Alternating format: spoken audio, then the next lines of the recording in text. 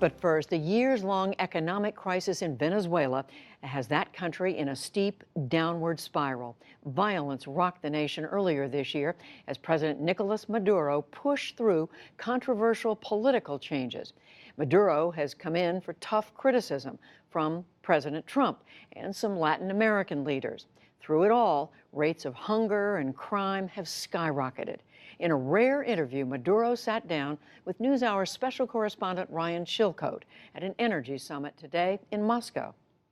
President Trump has upped his criticism of you and your administration since the creation of the Constituent Assembly.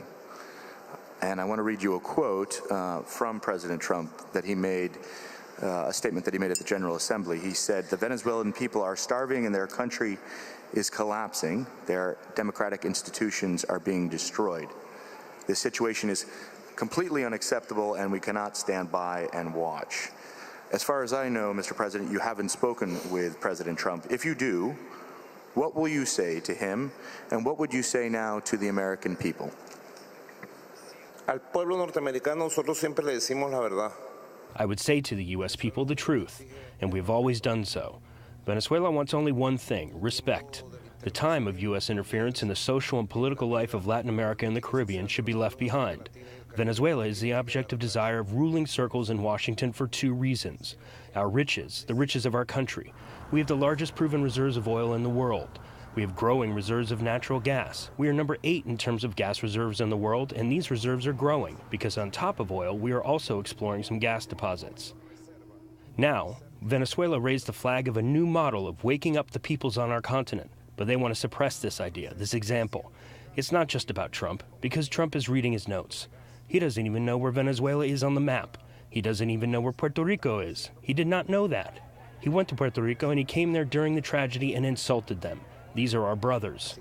If you say to him Simón Bolívar, he thinks that's a rocker, a singer. He doesn't know who that is. He repeats what the Pentagon writes for him. My voice will never shut up, and my voice will be loud always, with or without Trump.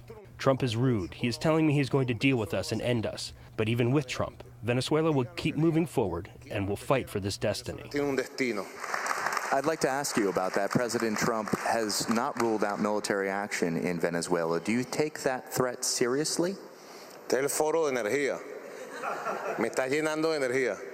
This is a forum on energy. Of course, we can discuss other types of energy, spiritual energy. Let's take a look at this. The president of the largest, the most powerful military power in the world has no right to joke or not be serious. The people of Venezuela are rebellious people. We fight for our freedom. And of course, we have certain threats. Venezuela has no weapons of mass destruction. We have no nuclear weapons, no strategic weapons. We have no significant armed forces or military places abroad. We are a modest country in this sense. And all of a sudden, Trump threatens to attack Venezuela by military force. Of course, all Latin America and Caribbean countries oppose that.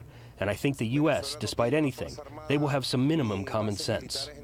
Venezuela has one of the largest collections of Russian arms in the region. Amidst this threat of intervention, you're here in Moscow. Will you be, or are you asking President Putin for military assistance and more weapons? Ya la tenemos. As for this Russian assistance, yes. We do have. Russia supports us. Thank goodness there is such a leader in the world, a true leader, with a fast-growing economy like Vladimir Putin. He holds high the flag of peace, dignity. You are asking for more military assistance, in a word. Es suficiente lo que tenemos. We have enough. What we have is enough. But at the same time, there are new arrangements that are coming up, even if we don't ask for it. We are going to be given even more support to defend our sovereignty and our defense capabilities. According to some statistics, in 2016, around 3/4 of Venezuelans lost an average of 19 pounds because there's not enough food. What are you going to do to solve that problem? Venezuela mantiene. Venezuela is still at important positions in spite of the crisis, in spite of the drop in the oil prices, in spite of the domestic trade and economic war that some entrepreneurs fight against us. Venezuela is investing more than 60% of its available resources in quality-based education and healthcare. 65% of students in the country receive free and good quality public education. Are you saying that there is no food crisis in Venezuela? Bueno, no sé I never heard this. Who was saying this? Venezuela is facing a global mass media campaign against it. They have been saying Venezuela has so many problems that he probably deserves an intervention. And people said Saddam Hussein had weapons of mass destruction. Well, let's do an intervention to get rid of this WMD. Let's get the bad guy. The Caribbean Stalin, as probably some people think. Let's get Mr. Maduro, and that would be the end of problems. This is a global campaign. As you know, there are concerns about the treatment of journalists. Journalists have been attacked. They have been kicked out of the country. They have been they've been barred from coming in the country. And there are concerns, as you know, about political violence in Venezuela and the question of whether there are going to be elections, presidential elections in 2018. Can you give us a guarantee that journalists will be given access to Venezuela, that there will be presidential elections in 2018, and that demonstrations and protesters will be treated with dignity and without violence?